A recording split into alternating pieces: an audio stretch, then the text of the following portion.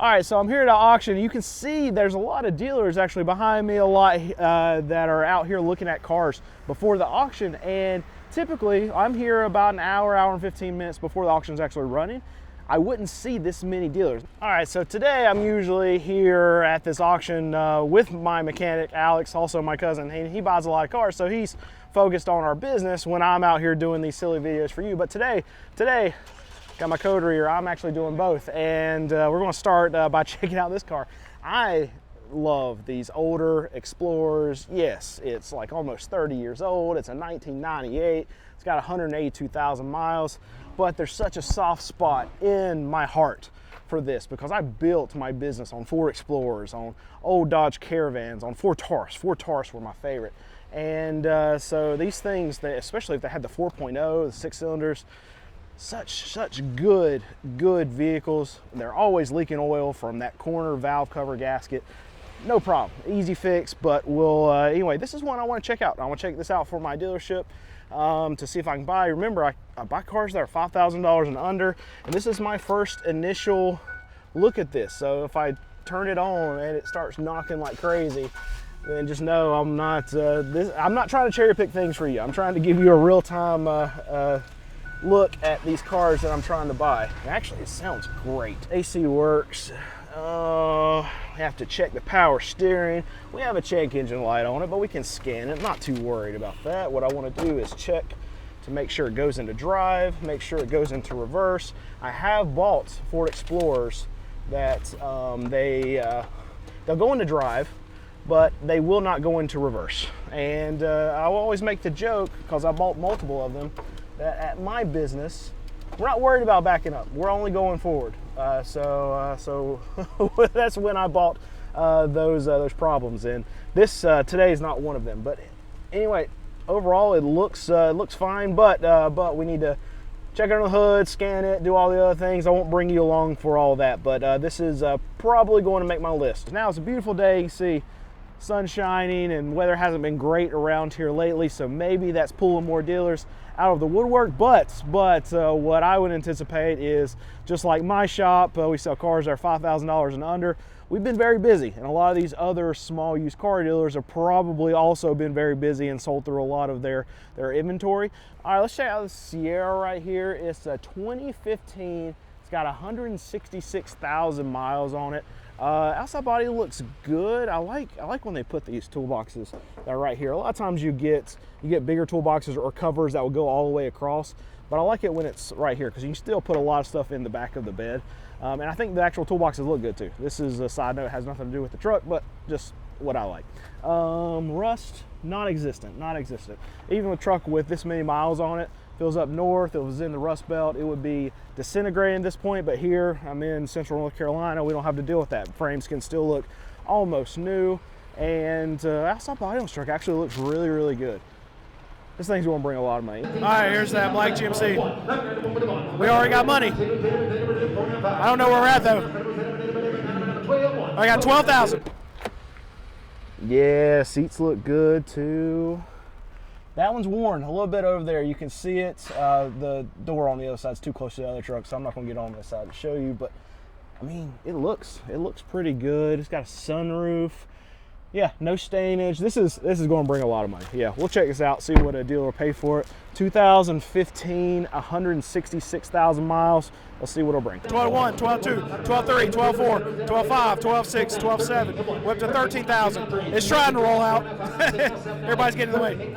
We're up to 13.7, 13.8, 13.9, 14,000, 14.1, 14.2, 3, 4, 5, 6, 7, up to 15,000. 15.7, 15.7, it's gone. We're still bidding on it. It's gone. Up to 15.8, 15,008. 15.8. Sold. All right, so sometimes at these auctions, they run some weird stuff. So today we get a Winnebago, a camper. What is this thing called?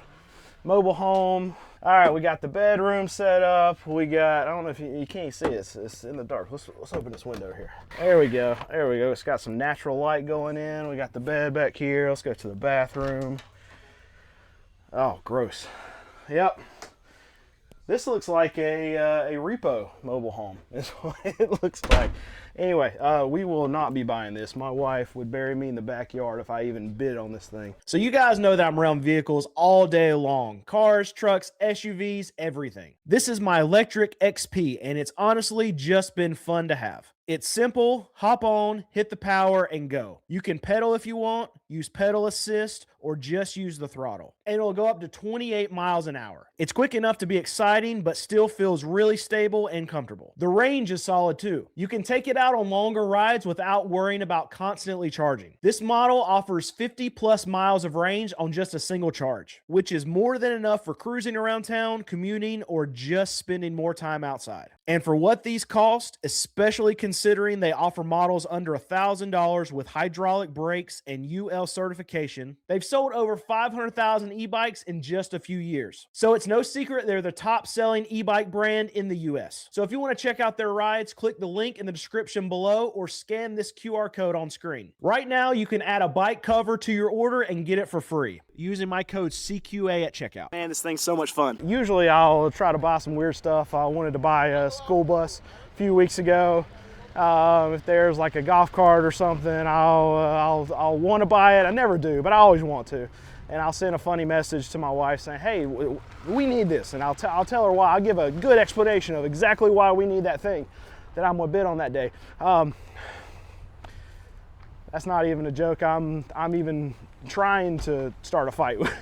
No, my wife wouldn't fight with me. But it'd be a very swift and quick no. All right, we're definitely going to check out this Tundra right here. It's a 2007. It's got 98,000 miles. And this is when they were making the good trucks, the good motors, right? 5.7, this is what everyone wanted.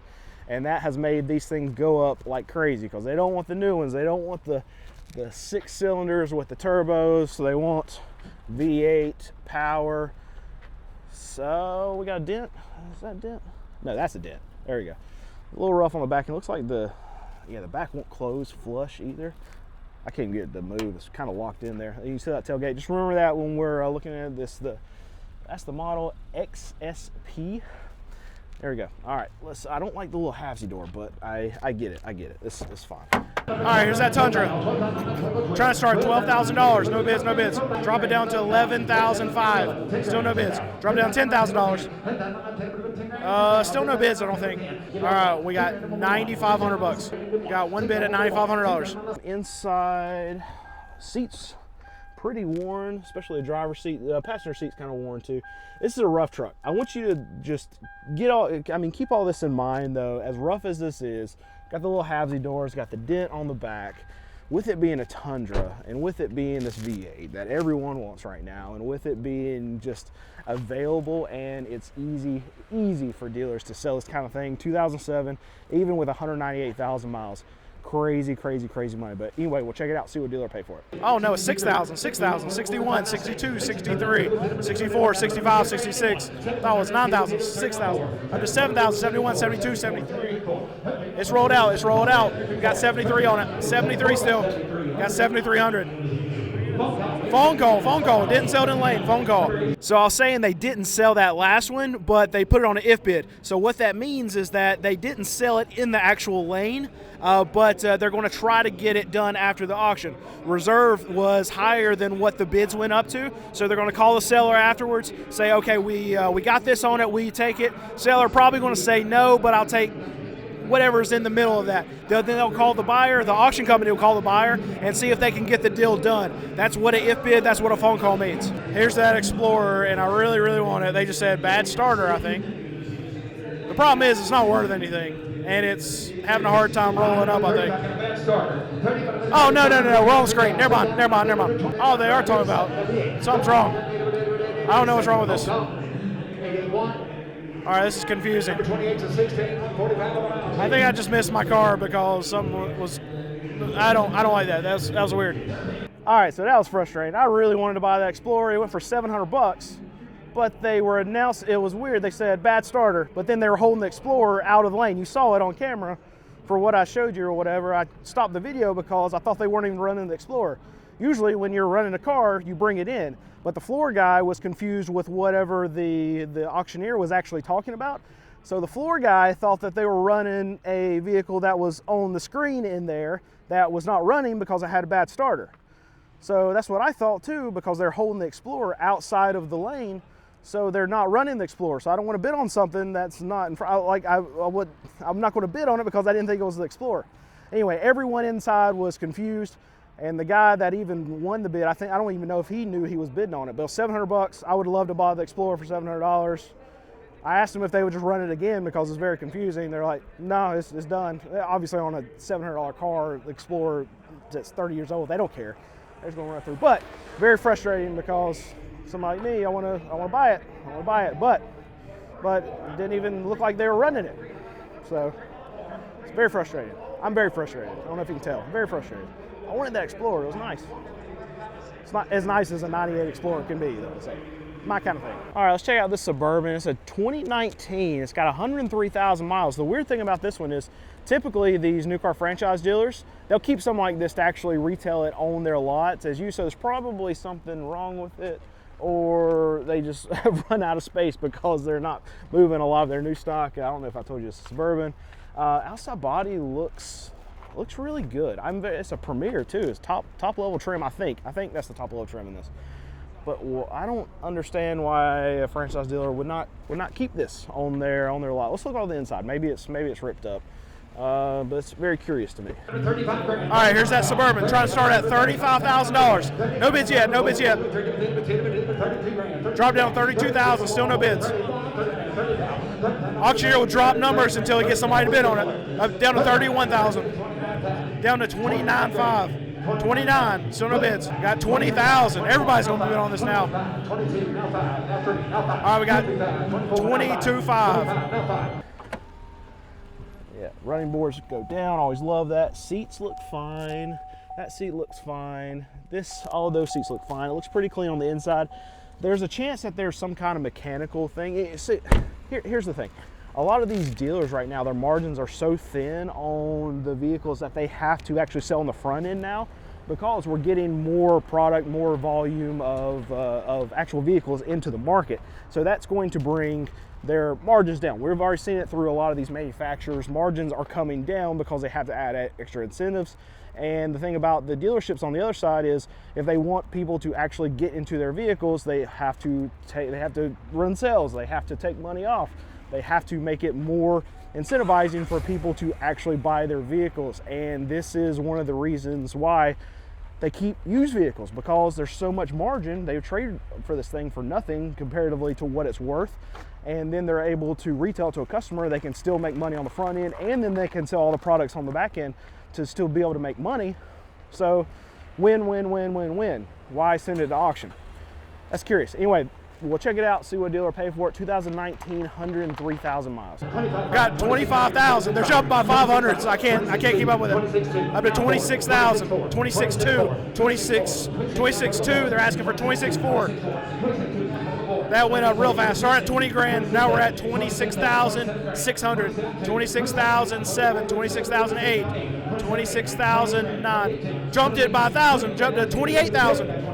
We got $28,000. Put on a phone call, put on a bid, didn't sell it. We haven't seen this craze at auction in the last couple weeks where prices are going insane. We've still been able to buy. That's very weird for us, because typically everybody gets crazy, they go to the auction, they pay way, way too much for cars, but I haven't seen those price increases like I normally see every single year. Yeah, prices have gone up, but not to the tune of like double some of the wholesale prices.